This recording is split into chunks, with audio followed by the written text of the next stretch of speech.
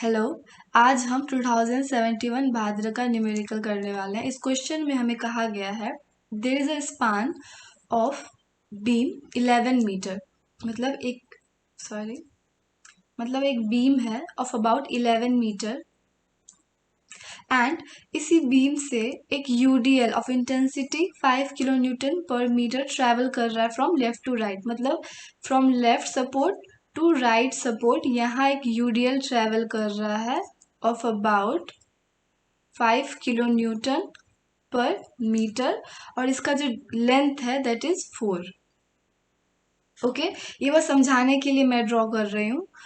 Then हमें यहाँ कहा गया है मैक्सिमम शेयर फोर्स फाइंड करने के लिए और मैक्सिमम बेंडिंग मोमेंट फाइंड करने के लिए, और यहाँ हमें शेयर फोर्स निकालना है। सबसे पहले तो शेयर फोर्स किस पॉइंट पे निकालना है। हमें यह कहा गया है 5 metre from the left support. मान लीजिए यहाँ हिंज सपोर्ट है and here is roller support. So अब हमें कहा जा रहा है ये टोटल 11 मीटर है और 5 मीटर में हमें कहा गया है कैलकुलेट मैक्सिमम शेयर फोर्स। तो शेयर फोर्स डायग्राम सबसे पहले बनाना पड़ेगा ना। तो शेयर फोर्स डायग्राम के लिए सबसे पहले तो जिस पॉइंट में हमें फाइंड करना है, सपोज ये ए बी एंड सी, तो सी पॉइंट से सबसे पहले हम डाउनवर्ड और अपवर्ड एक लाइन बनाएंगे, vertical line, both downward and upward from point C, and we will connect C to B and C to A like this. Remember, figure कभी भी ऐसे नहीं बनेगा, वो हमेशा इस तरीके से बनता है। अगर आप ऐसे बनाते हो, सी पॉइंट पे फाइंड करना है और ए पॉइंट को आप इस तरीके से जोड़ रहे हो, that is wrong. Figure should always be like this. ये जो सी पॉइंट राइज करेगा ये डाउन स्लोप बन के जाएगा बी के पास और ए पॉइंट इस तरीके से ज्वाइन होगा और ऑलवेज लाइक दिस। तो हमें कहा जा रहा है मैक्सिमम शेयर फोर्स। तो शेयर फोर्स दो टाइप का हो सकता है, एक पॉजिटिव भी हो सकता है और एक नेगेटिव भी हो सकता है। तो आपको पता है जो अपवर्ड है, जैसे कि ये जो ट्रायंगल है ये अपवर्ड है बीम का, तो ये पॉजिटिव है and it is negative. So maximum दो टाइप का है, पॉजिटिव नेगेटिव। पॉजिटिव फाइंड करना है तो हम यहाँ का फाइंड करेंगे, नेगेटिव फाइंड करना है तो नीचे वाला फाइंड करेंगे। अब हमें देखना है shear force. Shear force positive तो पता चल गया, ड्रॉ भी कर लिया, लेकिन कहाँ तक हमें फाइंड करना है। तो जो ये पॉइंट है यहाँ से लेकर 4 मीटर, यहाँ से लेकर 4 मीटर। क्यों 4 मीटर? बिकॉज यूडीएल का जो डिस्टेंस है दैट इज 4 मीटर लॉन्ग। सो हमारा सी पॉइंट से जहां तक भी 4 मीटर जाएगा हम वहां तक ड्रॉ करेंगे एंड विल ड्रॉ यूडीएल।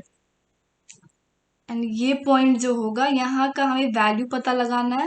ये पॉइंट हमारा बी बाय एल ऑब्वियसली, यहाँ हमारा ए बाय एल होता है। ए टू सी इज 5 मीटर, क्योंकि हमें 5 मीटर में ही फाइंड करने कहा गया था shear force and bending moment. So C point is already on 5 metre और यहाँ सी पॉइंट से जो 4 मीटर का डिस्टेंस, मान लीजिए यहाँ से लेकर यहाँ तक 4 मीटर का डिस्टेंस है और इतना हमारा यूडीएल लग रहा है। तो अब जो ये पॉइंट है इसका एंडिंग पॉइंट यहाँ, अब हमें यहाँ का वैल्यू फाइंड करना है और यहाँ का वैल्यू फाइंड करना है बी बाय एल, और ए बाय एल तो हम फाइंड कर ही लेंगे क्योंकि ये टोटल हमारा 5 है। तो ऑब्वियसली यहाँ से लेकर यहाँ तक 11 माइनस 5 इक्वल्स टू 6 हो जाएगा। ये 4 है तो इतना 2 होगा और यहाँ पे हमारा 1। अब हम कैलकुलेट करेंगे मैक्सिमम शेयर फोर्स।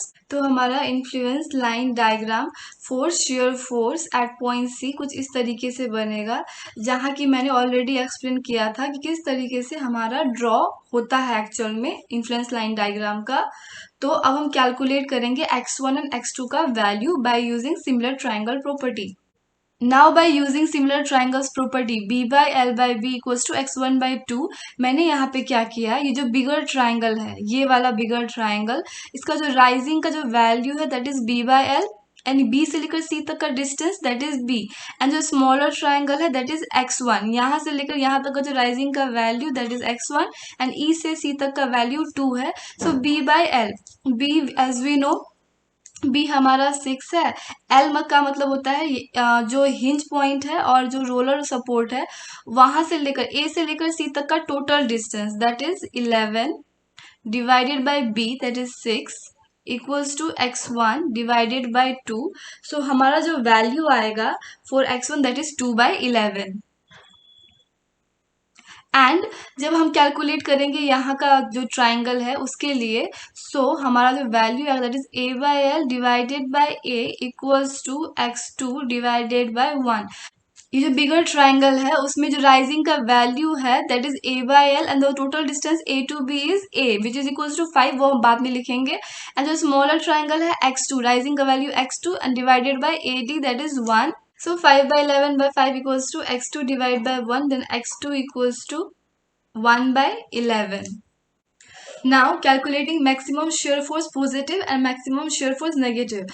तो सबसे पहले जो पॉजिटिव है वहां पे हमारा बी से लेकर ई पॉइंट तक यूडीएल लग रहा है of about 4 metre. So calculation के अनुसार ये जो यूडीएल है इसका वैल्यू है 5 kilo newton per metre. So 5 and UDL हमारा बी से लेकर ई तक के पॉइंट में लग रहा है। सो बी का जो राइजिंग का value that is B by L and E का value that is x1। So x1 plus B by L divided by 2 into 4। You can check my previous video, वहां मैंने समझाया है। ये एक फॉर्मूला है एरिया निकालने का, formula of trapezoid. So x1 का वैल्यू दैट इज 2/11 जो कि मैंने यहाँ पे निकाला हुआ था 2/11 एंड x2 का वैल्यू है 1/11 जो कि हम बाद में यूज करेंगे।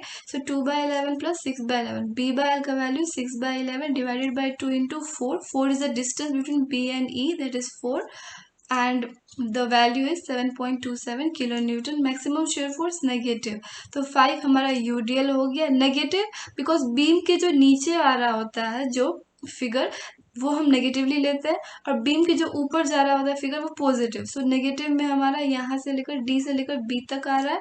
सो डी से लेकर बी तक का डिस्टेंस 4 है। सो यहाँ मैंने 4 रखा।